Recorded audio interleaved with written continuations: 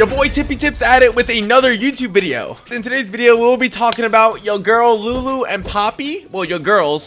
The double midget yordle gang. So if you guys enjoy one magician girl who's a little small chick, and you also enjoy this other one who has a hammer, you are going to be enjoying the Lulu Poppy synergy deck. It is an aggressive deck that runs Demacia and Vandal region, of course. It's not so new now, but yeah, in this video we're going to be going in depth kind of how you want to play out this list, kind of how you want to tech it up for other matchups, what situations. We did end up hitting top 5 with this list, so I do have a lot of spice that I want to give you guys. If you guys are enjoying the YouTube videos, do not forget to like, comment, and subscribe. I would really much appreciate that, guys, from your boy Tippers. So again, hit that like button, subscribe, corner there, and again, do not forget to check me out, twitch.tv/tippytips. You guys enjoy any of my content, so let's get it.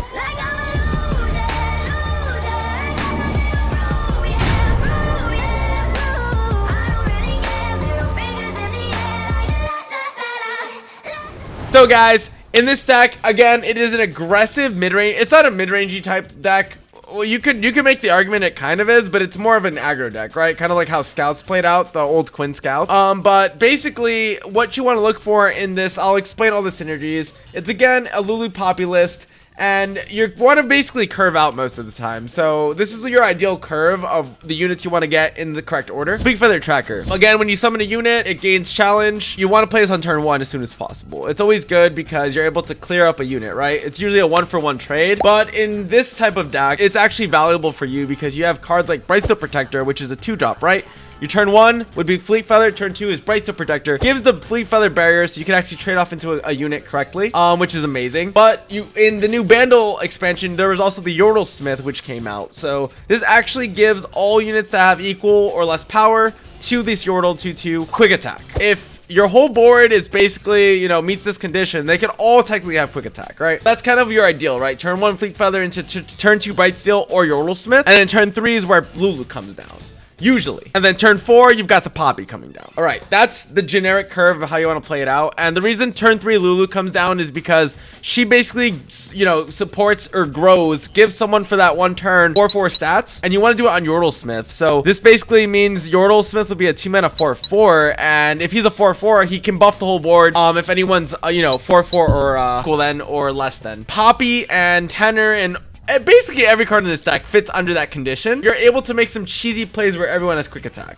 And that's the whole point of Yordle Smith, why he's one of the more broken cards or the strongest cards in this specific archetype. Poppy on turn 4, if you guys don't know how she plays out, she basically grants +1/+1 to every single ally with equal or less power. Similar condition. Everyone's just growing. It's kind of like a Bannerman in a weird way. If you guys remember Bannerman, how it worked when you played it, if you hit the allegiance, you basically grant everyone +1/+1. Instead, you're just kind of on the attack. It's just buffing everyone who meets the specific condition. This could be really nice because with how this whole combo plays out, you go into turn 1 Fleet, into turn 2 Yordle Smith, turn 3 Lulu, into turn 4 Poppy. You can realistically get everyone just buffed up there, right? If you're doing the Yordle, now, like, let's say you're doing the Lulu buff on the Yordle, Poppy also gains it, Tenor. I think I already explained that. And there are a few other lines, right? You can have the Brightsteel Protector. I like Brightsteel Protector in this list, especially because you can give the barrier. If you're ever looking for a rally play, right? Rally is huge because once you have this turn 1 to turn 4, you can either go for the rallies, which is kind of where now since you have this like huge board setup of quick attacks, your opponent is not going to want to trade into these units. So if you have quick attack once, right? If you rally, you're still going to have that quick attack on all your units. So then now you can position your Lulu on something else. And everyone's just swinging and Poppy's buffing, right? And the rallies are insane in this list because once Poppy has basically attacked 3 times with allies, she grants everyone +2/+2 in impact, and that's GG's. If you guys don't know what impact does, it basically is deal 1 damage when it connects with anything. So let's say 5 units have impact. Each one, right? It does 5 damage to the opponent. We also have just good cards in here as well, like Sharp Sight, right? It's elusive meta type with Zoe Nami, so you're able to block that out. In case you don't draw Poppy now, I'm going to talk about cases where it's not ideal, where you don't get this nice curve. You have other potential ways of still scaling into the game and not folding or not losing immediately. So let's say, right, you get the Fleet Feather, you go now, okay, we go Brightsteel, and then you don't really get, like, let's say you do get the Lulu, but now you really have no way of buffing the board, which is kind of how Bannerman works, right? You're buffing everyone to go in for a crazy attack. Well, you can either just go for a tenor if you do draw this card instead. Just basically summons a base of burden, 4 mana 2/3, and you have a 4 mana 3/2 on the board that both have impact. You're pushing some damage. It's pretty nice. And we also have Yordan Arms in this list because Yordan Arms, if you guys don't know how this works, it gives all your allies +2/+2 just for that specific round. And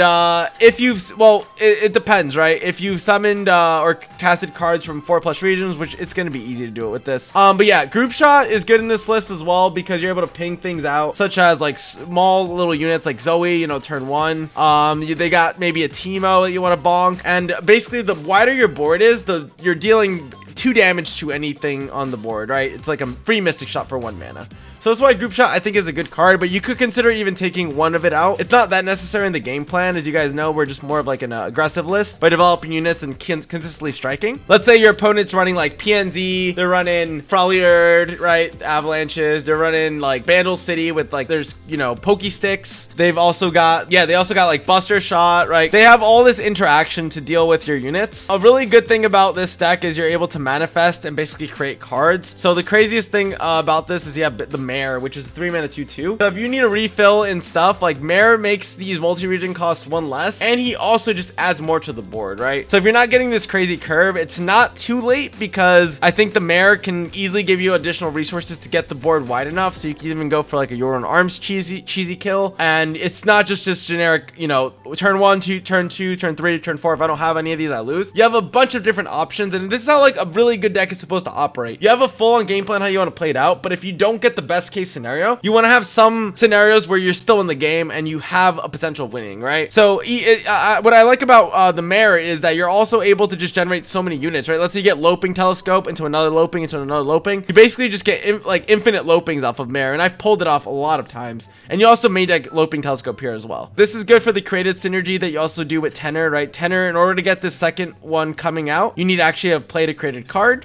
So that's useful for that. And yeah, Mare sets up plays for like, for example, let's say you just set up like a huge turn. Let's say you just magically draw Poppy or Yordan Arms on the next turn. Now you have a board you can actually utilize to actually go in, right? And your opponent's gonna have to block. Imagine all these units being 4/4, right? You have a full board of 5, or imagine they all get buffed by Poppy +1/+1. It's just a huge tempo swing. Your opponent's in for like a huge nightmare. But yeah, that's basically all I have for this list. Again, just take into consideration certain matchups. If you're the beatdown. Oh yeah, Yordle Squire. I didn't explain Yordle Squire, and I also didn't explain Yordle Squire. You go for 10. This creates a tiny spear. It creates this or this. Tiny spear, tiny shield. It's a focus effect, so you have to play it then and there. You can't really do it like as a fast spell. You have to do it on your turn, and basically you can do it as a response, right? So it gives you +1 attack or 1 health. In the decks where you're the beatdown, you go for the +1 attack. In the decks that you're supposed to just go more defensively, for example, if they're in the colors like Froliard, they're in PNZ, they're in Bandle City, like, or the Bandle City, you know, poke deck, you want to go for tiny shield, right? Let's say they have Sump Fumes, you have Get Excited. Like, being able to save Lulu or Poppy out of that range of that Get Excited or Sump Fumes or Mystic Shot or whatever is always going to be great. It's basically a free card you're getting, and it's a non-committal, right? You're just choosing one of these options. But a cool thing you could also do now, if you're not the beatdown, or let's say you are still a beatdown, but you're trying to like be a bit more conservative, you go for tiny shield. But let's say now your opponent is running like Zoe Nami, where you know they start getting their condition at turn 4 or turn 5, right? Where Nami comes down. You actually want to go for the Grant Ally +1 attack because you're able to buff up the Yordle Smith to 3 attack. And this actually includes Lulu now to get the quick attack. And that's like cheesy things, especially if you have 2 Yordle Squires, you could get it to 4 attack, and now Poppy gets buffed, right? You don't have to even do the Lulu grow effect on him. So it's where you have to really think of some of these lines before you're playing them. But again, usually in the ones where there aren't that many punishes, where they're, you know, bopping units, you're just trying to go really wide really quickly, you go for the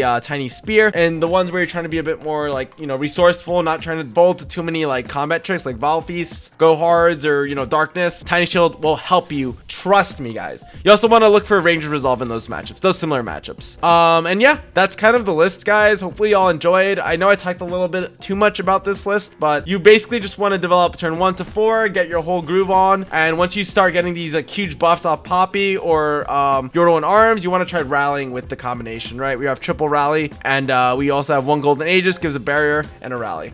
So I know people have also been doing double Golden Aegis instead. You really don't need double Golden Aegis in my opinion. It's a lot of rallying, which is, you know, getting a free attack again. You can maybe just commit it, get rid of the group shots and go for it. But I personally like group shot. It does set up some funny cheeses, especially if you're swinging with quick attack. They want to block. You just ping them for 2 damage on their unit and they die. They trade it off and they're sad. But yeah, hopefully this, you know, was informative in any way. If it helped you guys, do not forget again to like, comment, subscribe.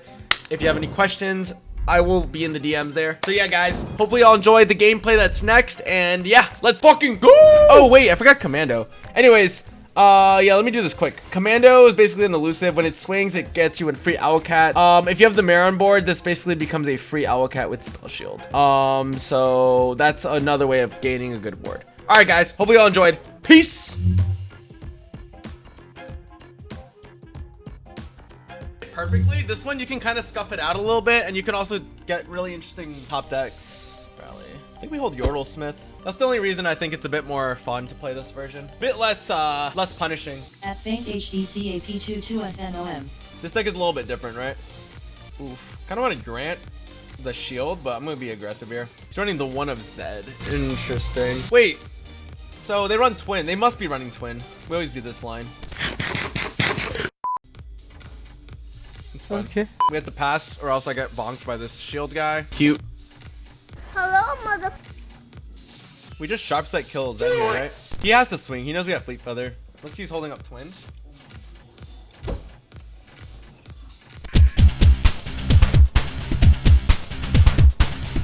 Arguably, I should hold Yordle Square up, but I don't have enough balls to. I mean, I have enough balls, but like it's wrong because I think we're taking too much damage. Like we lose a unit, it's a 1-drop. It's like whatever, we'll scale up. Hopefully that made sense to some of y'all. Oof. I think Pearl Sled pushes, but like Traveler can get rid of his Tristana. I'm sorry, Poppy. All right, I'm gonna go with Loop. I think I need to draw. I need to look for my win condition because like if I go for the 5/5, it's great and all, but like I need to look for my win condition and fuck up his win condition.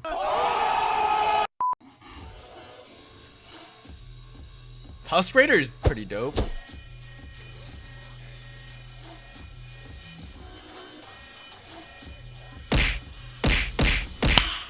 Nice. Young Witch, cool. So he doesn't have Poppy either. I guess he just went full on Zed, right? I'm probably gonna drop my Traveler here. We could actually also wait. I'm like, just what if he plays Poppy, right? We'll slow play this. Okay, he doesn't have it. Pursuit? Keck W? He's trying to kill me with elusives. Yo, Gavin, I'm not running any Euros in arms. If he has another rally, I always lose here. That's busted. We actually got rid of his win condition, which was the rally. That's insane, dude. That's fucking insane.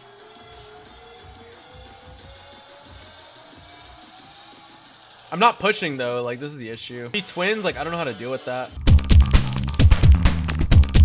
I think we lost. Really, nigga? Like, he just needs to save one of these elusives, and I can't deal with that. I literally, like, he just wins here. That's bullshit. No sharp sight. Lost. Better player wins, man. Nice draw.